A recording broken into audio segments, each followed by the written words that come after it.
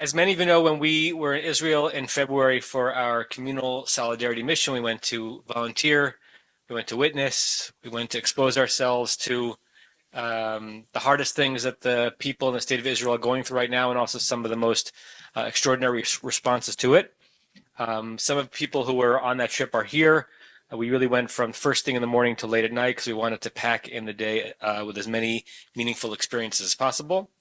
And one of the very powerful visits that we arranged through Michael Stoyer and connections that he had was to visit the headquarters of the Givati Brigade, which is one of the elite units of the Israeli army, where we got to both meet with Itzhak, who we're going to hear from in a moment, who is the chairman of the Givati Brigade Association. We also had a live Zoom session with one of the Givati commanders while he was in Gaza, taking a break from fighting a war to come speak to us about the bravery of his soldiers. If you know a little bit about the Israeli army, there are elite brigades that focus on different areas of warfare, and Givati is one of them, and Yitzhak will explain a little bit more about that, a little bit about who he is, but I'll do it briefly because I mostly want you to hear not about him, but from him. Yitzhak Levitt was drafted into Tzahal in 1976. He volunteered to Sayeret Shaked, Special Forces Unit. In 1978, he became an officer and completed all the command posts up to company commander. He took part in several operations in the Gaza Strip and South Lebanon during the First Lebanon War in 1982 and served as a commander of a paratroopers company.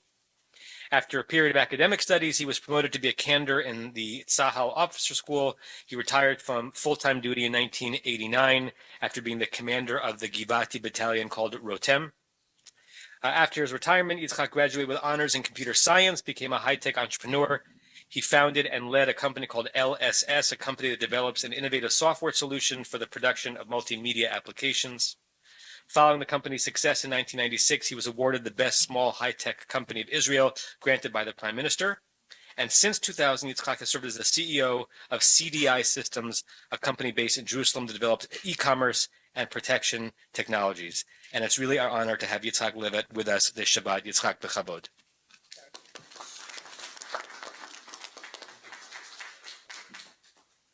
The most important thing you didn't say, I am married with the same woman 41 years.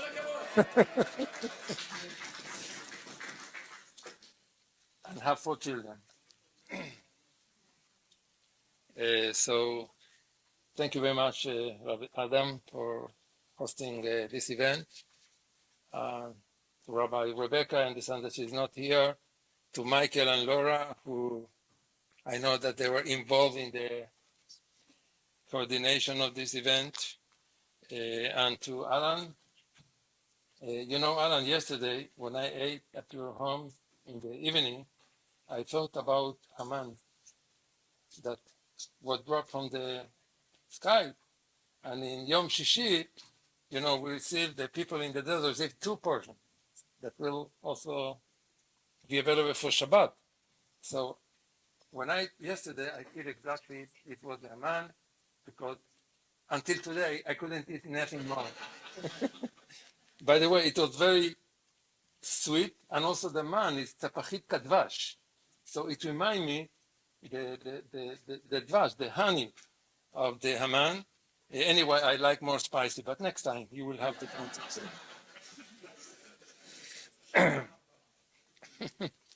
Yeah. And of course, I again a lot of thanks for your delegation that came to Israel to really support solidarity with the Jewish people, with the people that live in Israel.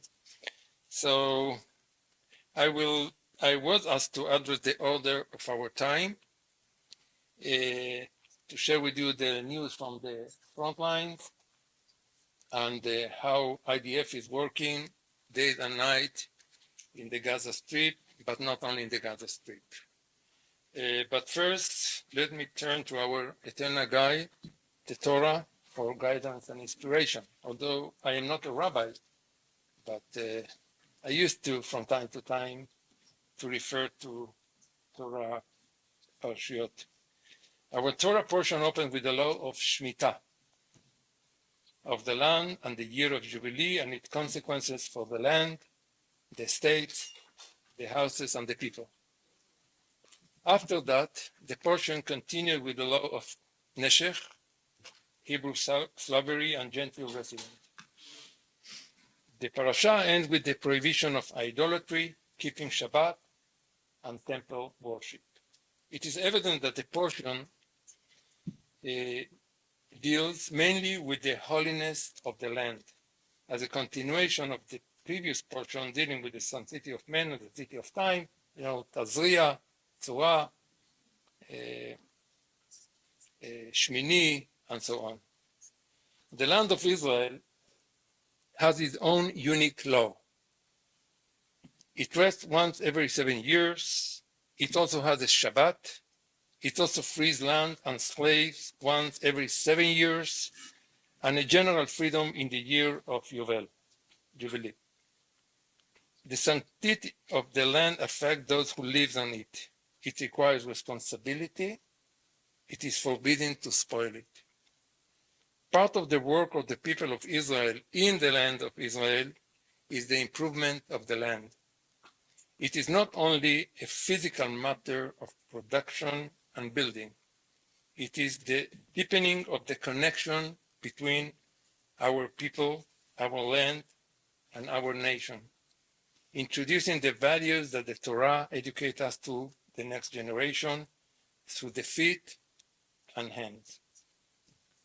Just as there is a relationship, a connection between people which should be about the realization of human passion and desire, so should be also between the people of Israel and the land of Israel.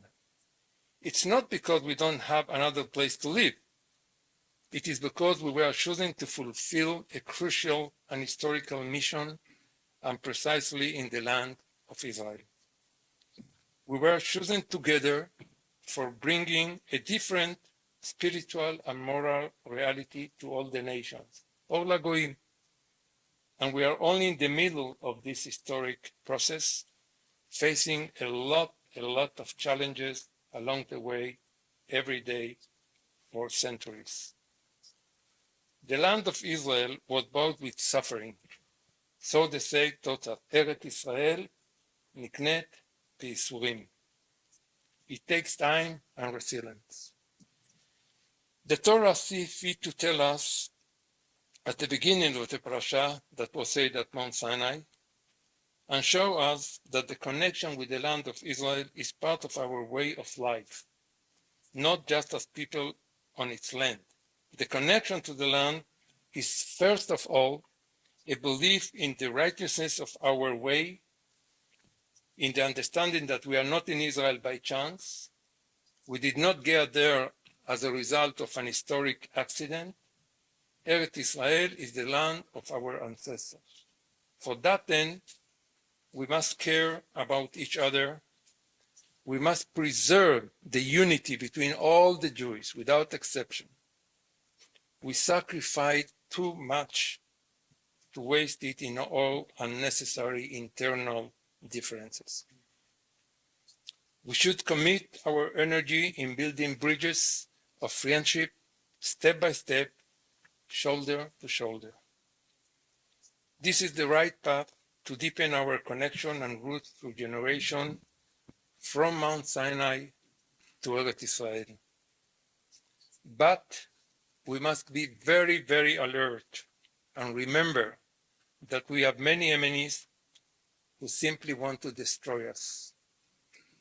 Our feet must be therefore solidly on the ground, while our eyes keep looking ahead on the top of the mountain.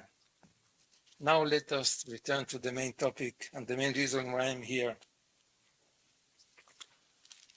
I have about 30 minutes, 25 minutes, more or less. All right. So, as Rabbi Adam introduced me, I served in the Army for several years in different positions. But I want to start with a statement about the situation right now. Israel is fighting now simultaneously in 6 fronts, not in one. Gaza is in the focus. Iran has been in the focus. In fact, we're fighting on a daily basis in 6 fronts. We are fighting inside Israel, in Judea and Samaria, every day, every night. There are operations that our soldiers and elite units of IDF enter into Jenin, into Shechem, into other cities in order to catch terrorists that are about to make a pigua. I say pigua? Yeah. On a daily basis. So this is front number 1. Front number 2 is Hezbollah. Hezbollah treating us on a daily basis. It didn't start it now. We have had a lot of rounds with them.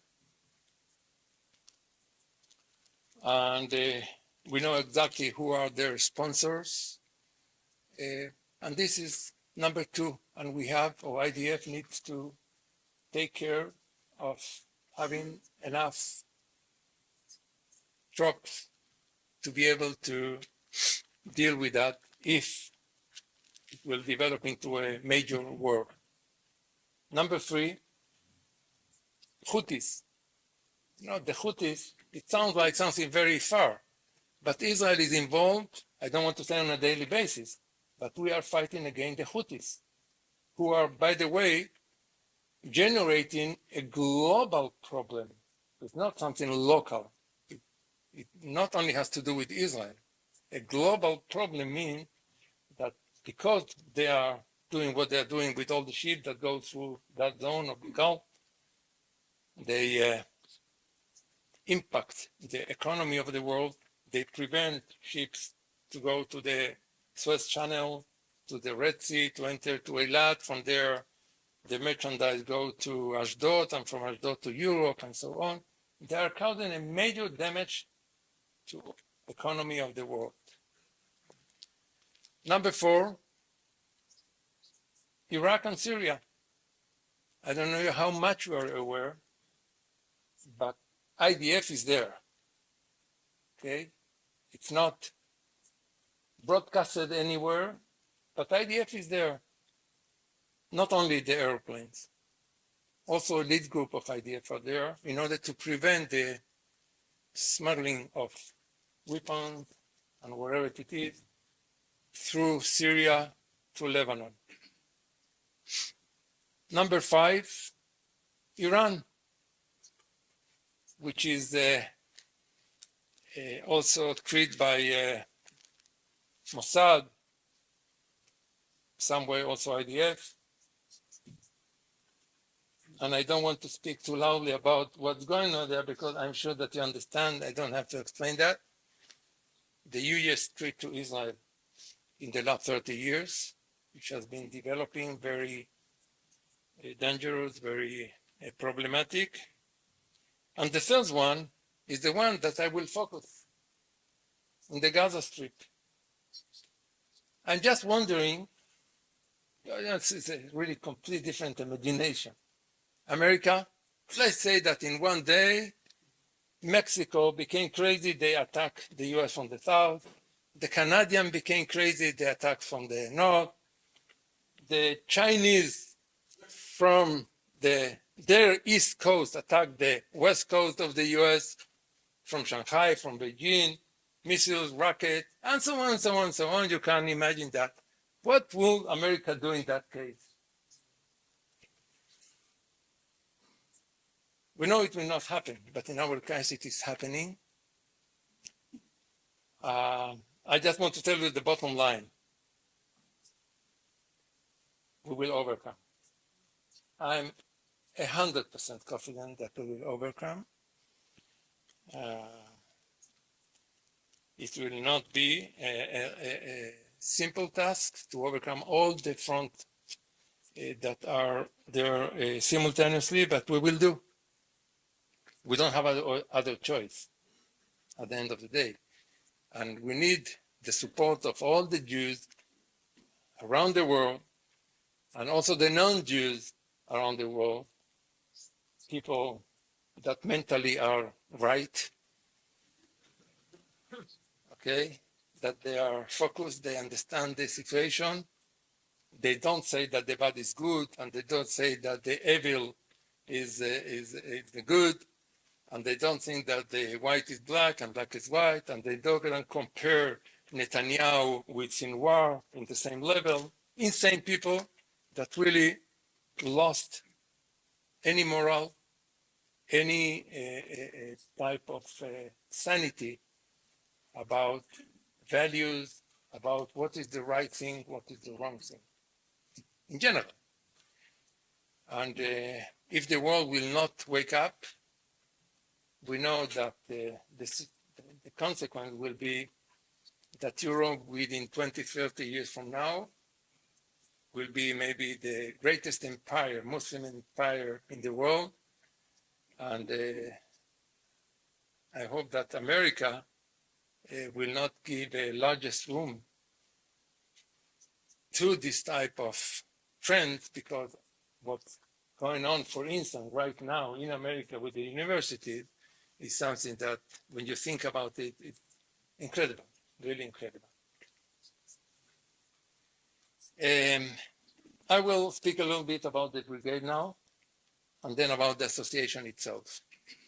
The brigade is the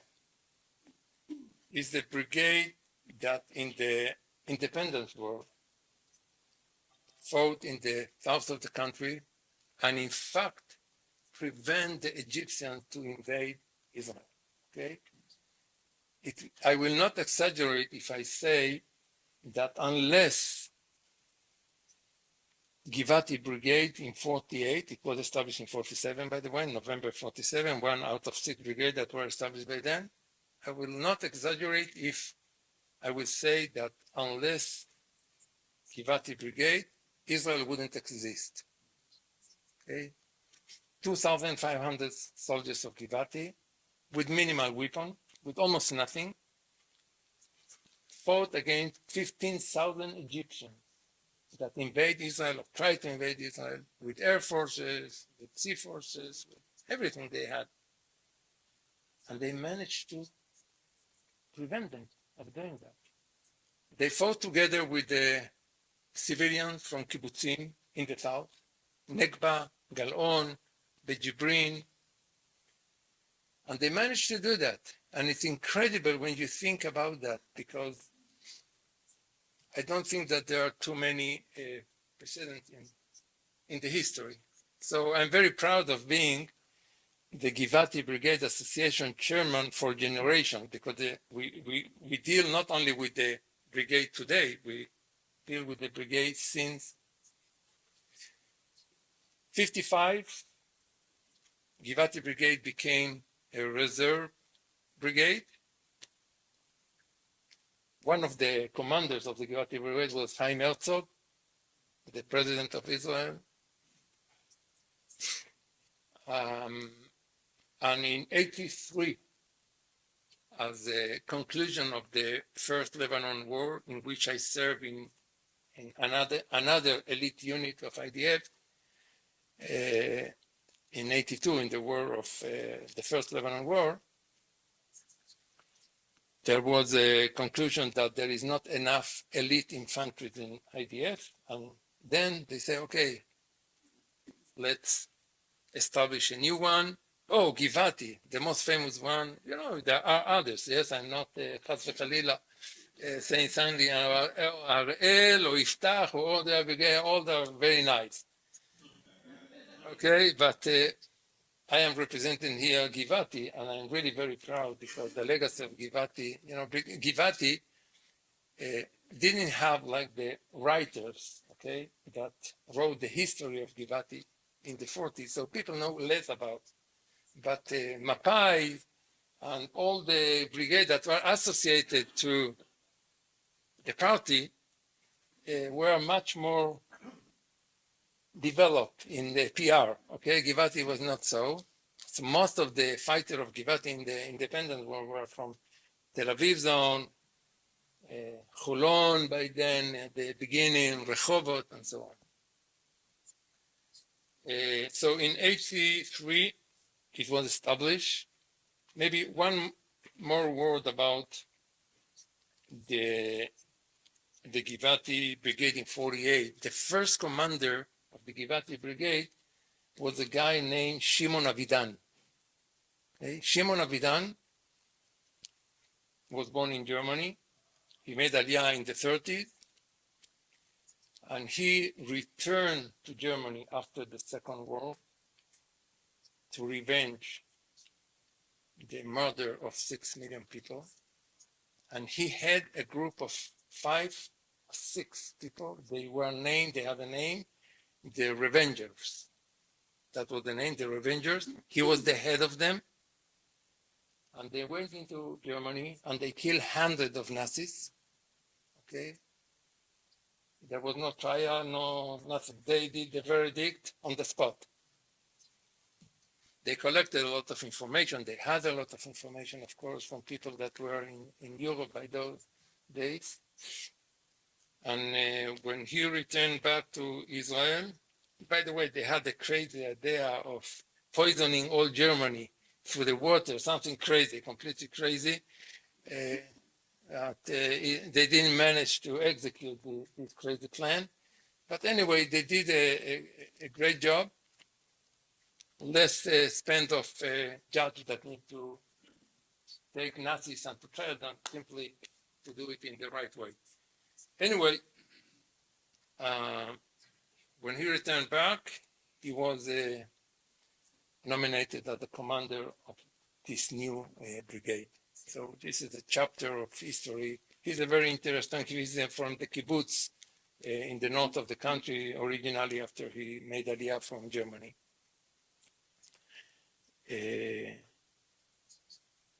By the way, the last word about him is that he is one of the slogan of the Givati is something that he said.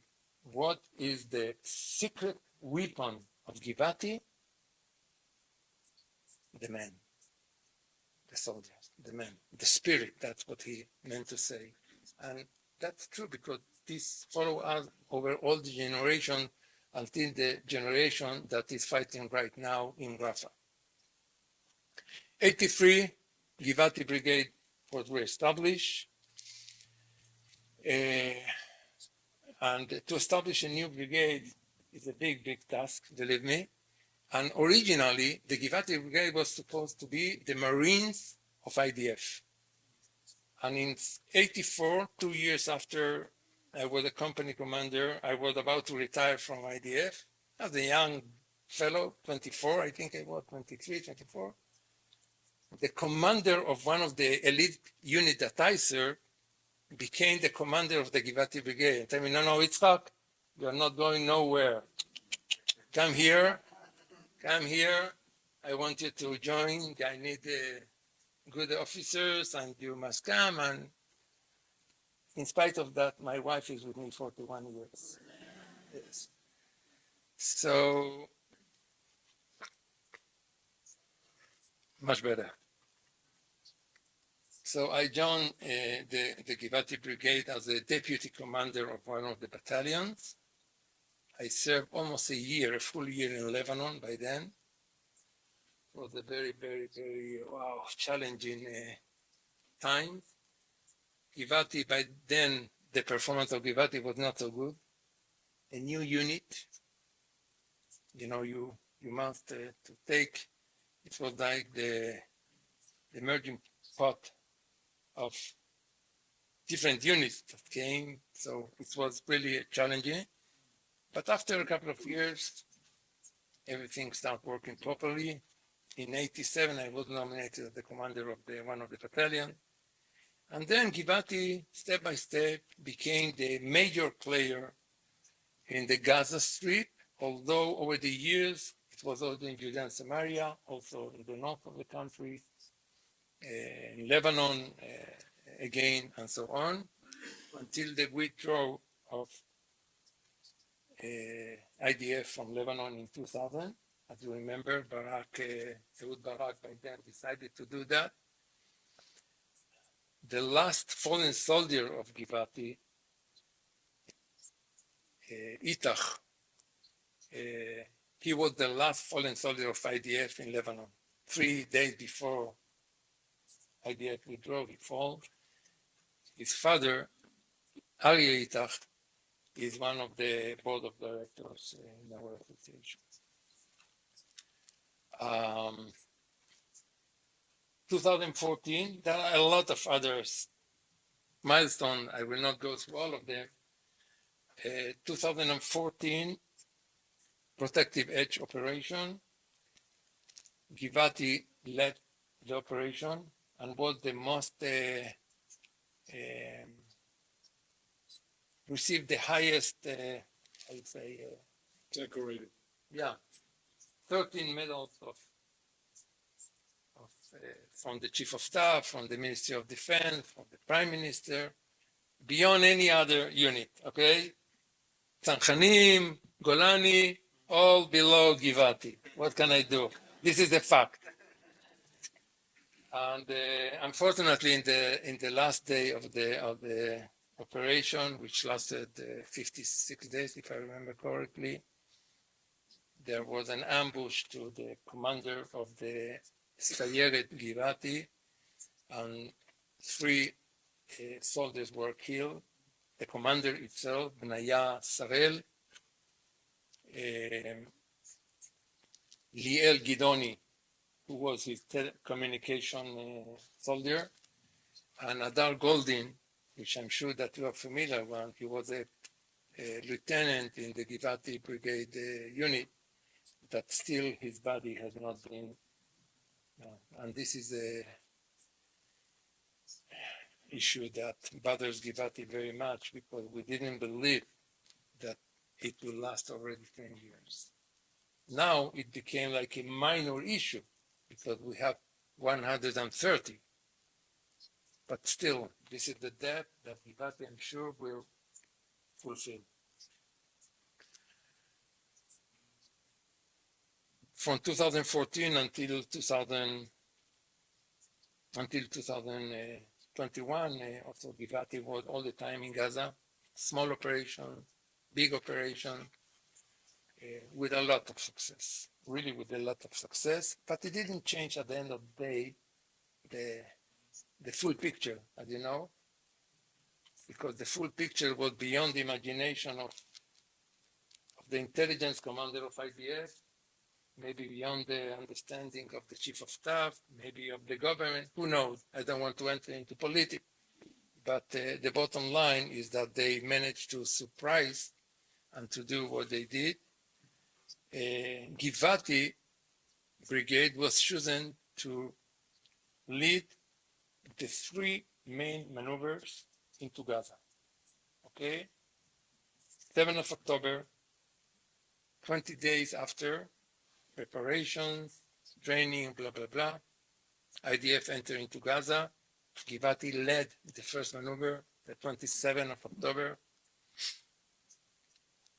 After 1.5 months, they went out for 2-3 days. The soldiers were sent home, returned back. They led the entrance to Khan Yunis, which was the second big maneuver of the Iron Sword War. And the third time it was in Rafah, that also Givati is the brigade that led the entrance to Rafah with other units, including the Division 98, Shaldag, which is a very, very special unit of IDF, which I served as a company commander before many, many years ago. Unfortunately, the fee that Givati paid so far is really very, very high in any scale. We have in total 57 soldiers that fall. The last 4 or 5 in the last 2 weeks. We have about 700 wounded soldiers, which is more or less 25% of the fighters of Givati. more or less 450 returned back, 150, more or less 200 were released from IDF, and about 60 or between 60 to 70 still in hospitalized or in rehabilitation.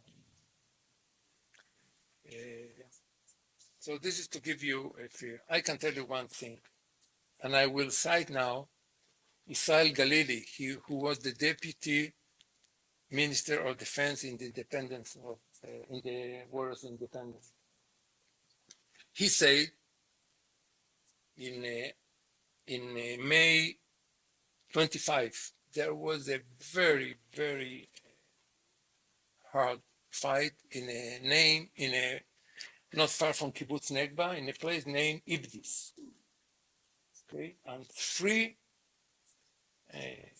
units of Givati of different battalions fought there. They changed and they fought there. 25 soldiers fought in less than 24 hours. But they managed to defeat the Egyptians, and thank God it looked like a tactic fight, and then it became a strategic fight. And then Israel Galili went to visit them on the spot in Iblis itself, and he said, I hope I will translate it in the right way, השורות מדוללות, אבל הרוח ממלאת את הפרצות. It's like, I see that the lines are really very, very, very narrow, okay, because a lot of soldiers fall, but the spirit fills the gaps, okay? And I think this is exactly what's going on today after 76 years with Givati Brigade. We have a lot of losses, but the spirit of Givati fills the gaps. It's incredible. You know, I visit dozens of soldiers in hospitals, of course, bereaved families as well, but there was not even one soldier that when I asked him the same question, okay, what do you plan to do after you release from the hospital? Return back to fight. No. Listen, you don't have a leg. How you will return? I will be a prothese and I will return. Something that is really incredible. This is the spirit of Givati. I think that it's the spirit of IDF in general. But in Givati, there is something in the melting pot of IDF, that people from so different backgrounds are all together, and that builds something so good, so positive, so embracing, and so on. I will dedicate the last 5-10 minutes to talk about the association itself, and then leave room for questions, of course. So the association was established before 40 years ago by a major general. His name was Itzhak. He was the commander of one of the battalions in the independent war. I will tell you a nice story about him because it's really, he was completely Chiloni. Secular. Secular. Okay, he and God, nothing to do with. And I used to meet him because he was the previous chairman. I used to meet him quite often. He lived in Kfar Yona, which is not far from Netanya. Every month I used to go to. He was 104. When I met him, he was about 85. I knew him for 9 years. And one time I came to, we met together, and I told him, tell me, Itzhak, he's also Itzhak, what is the secret of your so good life? You look so, he didn't have, a wrinkle. He looked, after what he named himself, I am a bereaved commander, because he lost about 200 soldiers in the independence war. Okay? He named himself, I am a bereaved commander. And I said, you must tell me what is this secret, how you managed to look so good He went to lecture everywhere. It's something really incredible. I said, oh, Itzhak, I will tell you what is my secret. Before, many years ago, I lectured to Bnot Ulpana. You know the Bnot Ulpana? Not yeshiva, the yeshiva for women. Yeshiva for women, Ulpana. And they say you have 45 minutes to lecture. I start the lecture, and then I paid attention that they want to hear more and more and more. I lecture 3 hours. Could you believe? Yes, I believe. I know how interesting you are. Yes. And then he told me, I will tell you what is the secret of my long life.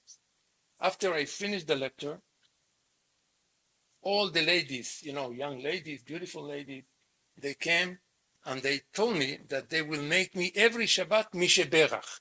This is the secret of my long life.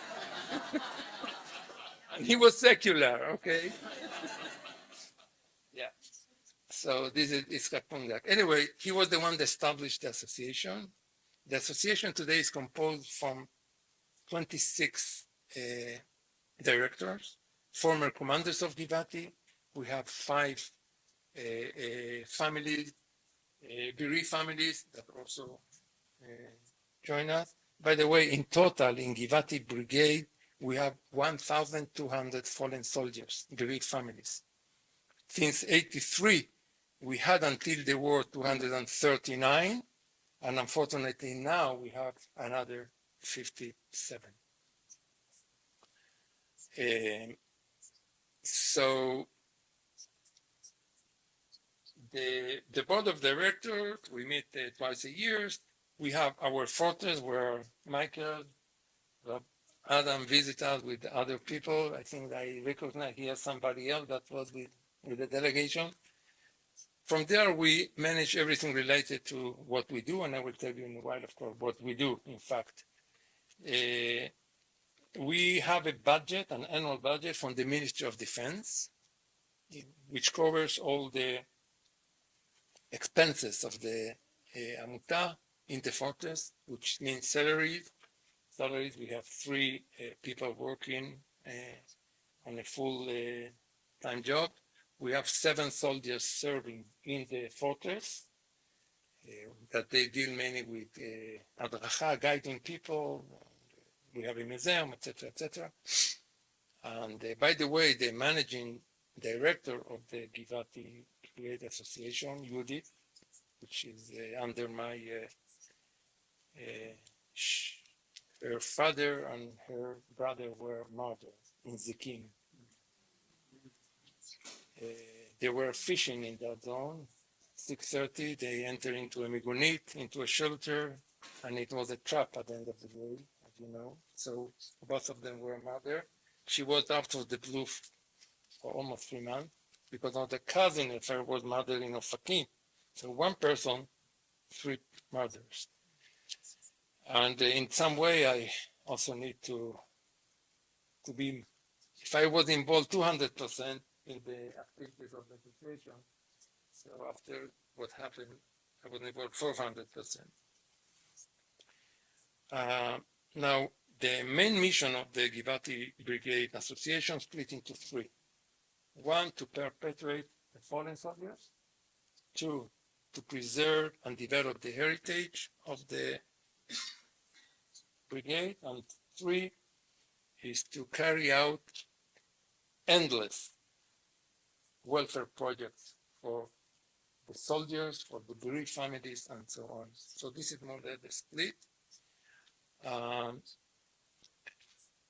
For all the ongoing expenses, okay, paying the electricity, this and that, and the salary. I get, by the way, the highest salary in the association.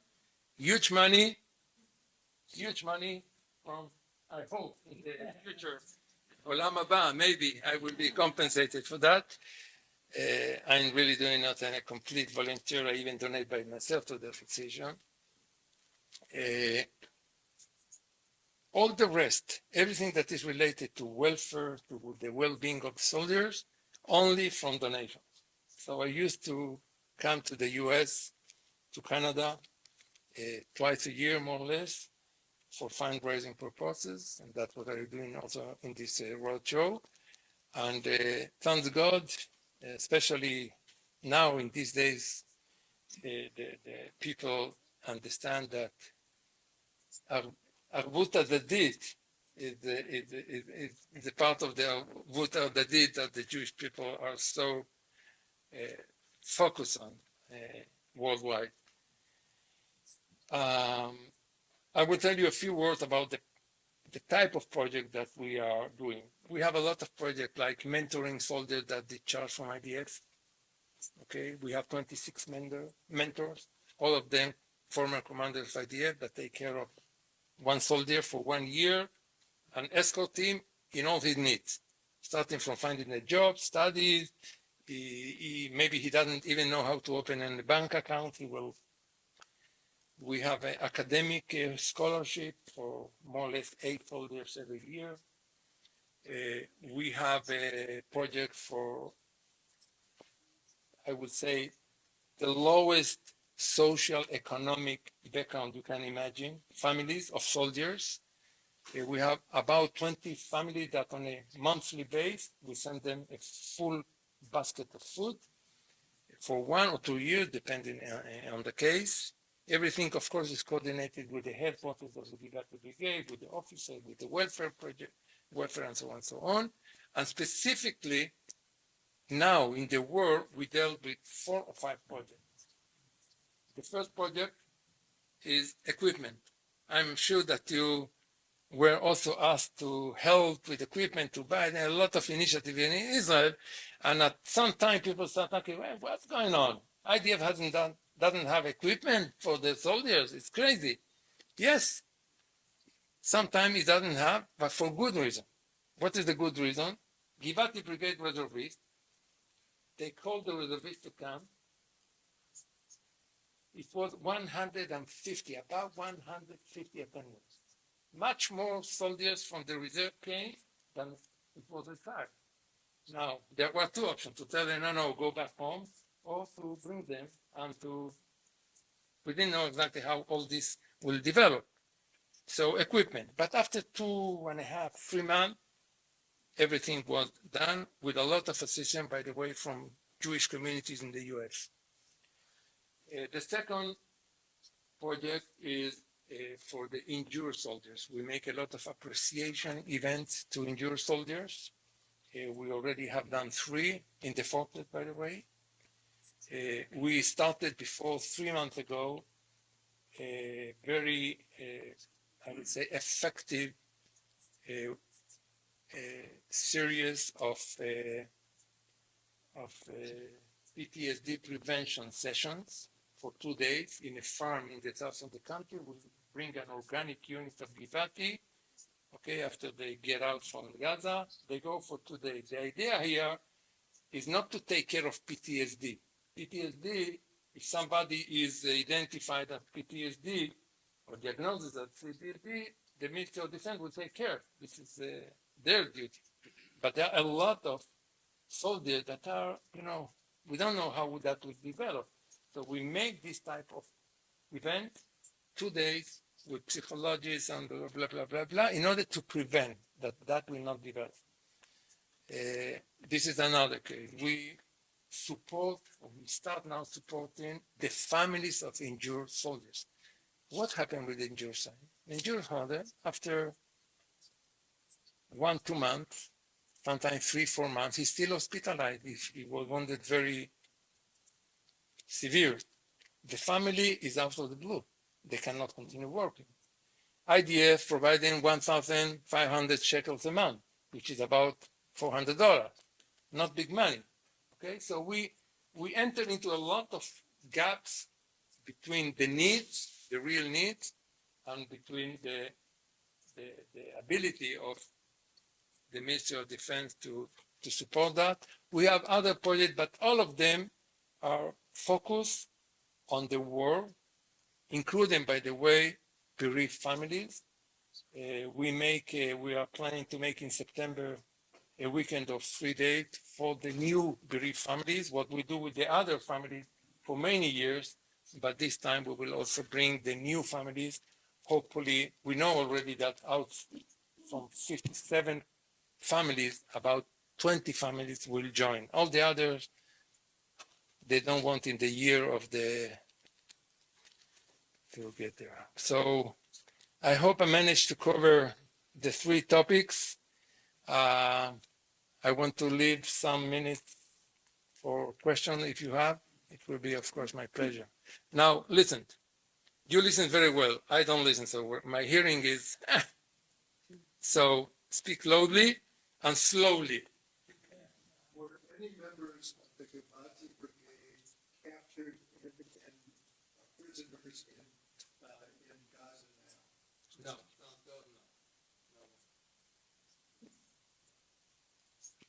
If the Houthis are a global problem, what concerted effort by countries is being made?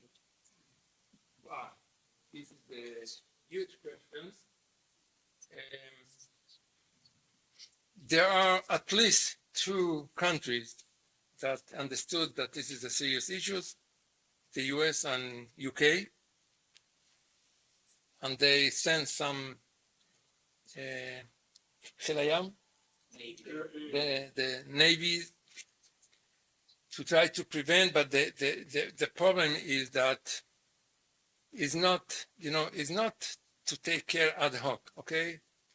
The Houthi is like, sorry that I said that in that way, is like Hamas. It is cancer, okay? Not less than cancer. And you cannot solve the problem by sending the Navy and saying, okay, the Navy will, yes, it will help for the next 10 ships that will go through there. But if you want really to solve the problem, it is something, the best sample is ISIS. ISIS, I don't know which understanding the people are here, but ISIS is still there. The dream to reach and to build the Muslim empire all in Europe, because there is a saying in Arabic that where a Muslim steps in, it belongs to the Muslim. You're aware of that? So, if the Muslims step into Spain from the north of Europe before 1,200 or 1,300 years ago, and they were there for 500, so it belongs to them. And that dream is not a dream that they forgot it. For ISIS, it was their main goal, to build from Asia to Europe a big empire. So I think that the problem of the radical Muslims, because there are also moderate Muslims, okay? We cannot make a generalization, not all the Muslims are the same. But the most, on my understanding, also the Sunni, also the Shia, they identify, if they are not very active, at least passively, they identify with the major concept of the radical Muslim. And unfortunately, I think that if Europe will not wake up and will not understand, and America, of course, who should be the leader of the world, and realize that this is a real strategic worldwide problem, I don't know what will happen. The problem in Israel is like a local problem, but it's not a local problem. It's a major strategic project for all the world. Would you ask one more question, perhaps? Yeah.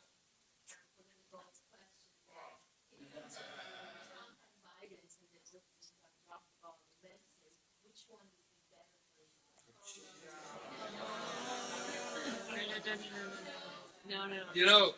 I will answer in a very different way. When the ISIS started the war,